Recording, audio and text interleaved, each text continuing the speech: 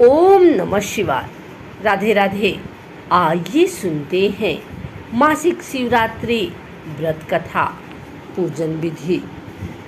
वैसे तो साल में एक बार महाशिवरात्रि का व्रत आता है और उसे बड़ी धूमधाम के साथ मनाया जाता है, लेकिन हिंदी कैलेंडर के अनुसार प्रत्येक माह के कृष्ण पक्ष की चतुर्दशी तिथि के दिन मासिक शिवरात्रि मनाई जाती है। इस दिन व्रत उपवास रख भगवान शिव को प्रसन्न किया जाता है और रुद्राभिषेक की भी परंपरा है। जिस तरह सोमवार के दिन भोलेनाथ का विधि विधान से पूजा होती है, बिल्कुल उसी प्रकार मासिक शिवरात्रि का भी महत्व है। मासिक शिवरात्रि मनाई जा रही है। अगर आप भी व्रत रख रहे हैं तो पूजा के बाद यह व्रत कथा जरूर सुने। शिव पुराण के अनुसार प्राचीन काल में चित्रभानु नामक एक शिकारी था। जानवरों की हत्या करके वह अपने परिवार को पालता था। वह एक साहूकार का कर्जदार था, लेकिन उसका ऋण समय पर न चुका सका।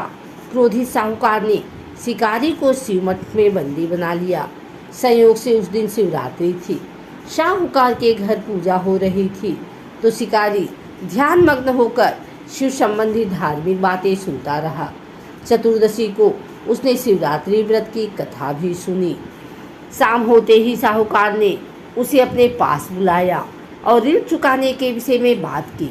शिकारी अगले दिन सारा ऋण लौटा देने का वचन देकर बंधन से छूट गया। अपनी दिनचर्या की भांति वह जंगल में शिकार के लिए निकला, लेकिन दिन भर बंदी गृह में रहने के कारण भूख प्यास से व्याकुल था। शिकार खोजता हुआ वह बहुत दूर निकल गया। जब अंधेरा हो गया तो उसने विचार किया कि रात जंगल में ही बितानी पड़ेगी। वह वन एक तालाब के किनारे एक बेल के पेड़ पर चढ़कर रात बीतने का इंतजार करने लगा। बेल वृक्ष के नीचे शिवलिंग था, जो बेलपत्रों से ढका हुआ था। शिकारी को उसका पता न चला। पड़ाव बनाते समय उसने जो टहनियाँ तोड़ी वे संयोग से शिवलिंग पर गिरती चली गई। इस प्रकार दिन भर भूखे प्यासे शिकारी का व्रत भी हो गया और शिवलिंग पर बेलपत्र भी चढ़ गए। एक पहर रात्रि बीत जाने पर एक गर्भणी हिरनी तालाब पर पानी पीने पहुंची। शिकारी ने धनुष पर तीर चढ़ाकर ज्यों ही प्रत्यंचा खींची, हिरनी बोली, मैं गर्भणी हूँ और शीघ्र ही प्रसव करूँगी। तुम एक साथ दो जीवों की हत्या करोगे, जो ठीक नहीं है। मैं बच्चे को जन्म देकर शीघ्र ही तुम्हारे समक्ष प्रस्तुत हो जाऊँगी, तब मार लेना। शिकारी ने प्रत्यंचा ढीली कर दी और हिरनी जंगली झाड़ियों में लुप्त हो गई। प्रत्यंचा चढ़ाने तथा ढीली करने के वक्त कुछ बेलपत्र अनायास ही टूटकर शिवलिंग पर गिर गए। इस प्रकार उसे अनजाने में ही प्रथम प्रहर की पूजा भी संपन्न हो गई। कुछ ही देर बाद एक और हिरनी उधर से निकली। शिकारी की प्रसन्नता का ठिकाना न रहा। समीप आने पर उसने धनुष पर बाण चढ़ाया।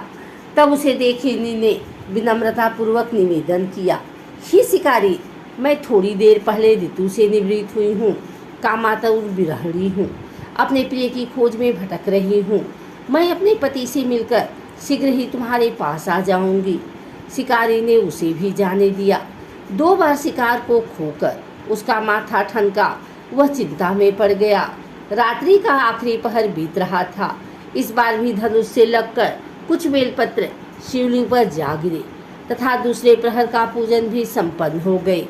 तभी एक अन्य हिरनी अपने बच्चे के साथ उधर से निकली। शिकारी के लिए यह स्वर्णिम अवसर था। उसने धनुष पर तीर चढ़ाने में देर नहीं लगाई। वह तीर छोड़ने ही वाला था कि हिरनी बोली, हे शिकारी, मैं इन बच्चों को इनके पिता के हवाले करके लौट आऊँगी। इस समय मुझे मत मारो।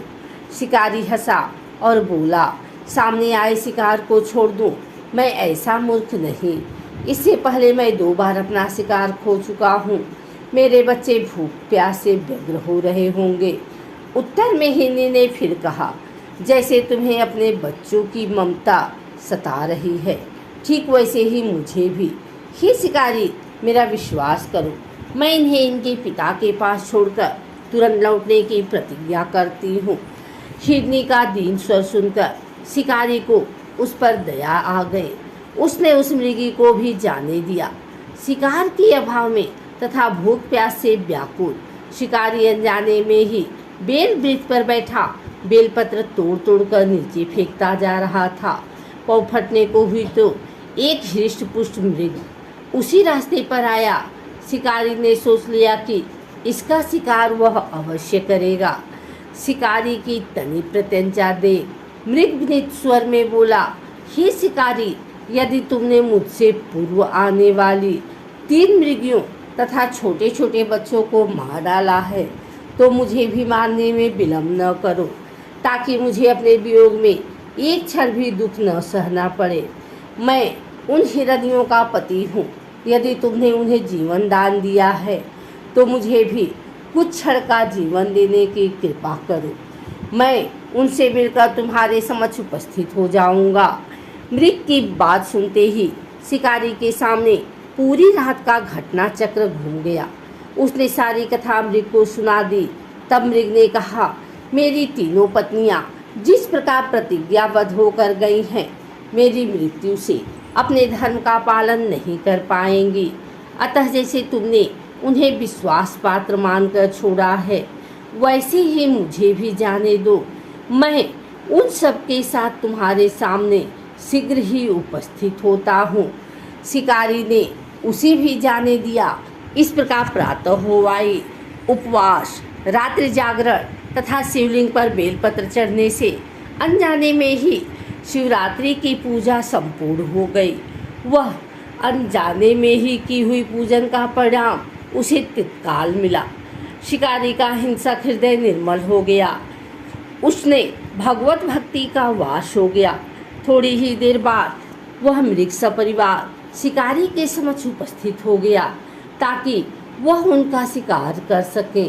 किंतु जंगली पशुओं की ऐसी सत्यता, सात्विकता एवं सामूहिक प्रेम भावना देखकर शिकारी को बड़ी ग्लानि हुई। उसने मृग परिवार को जीवन दान दे दिया।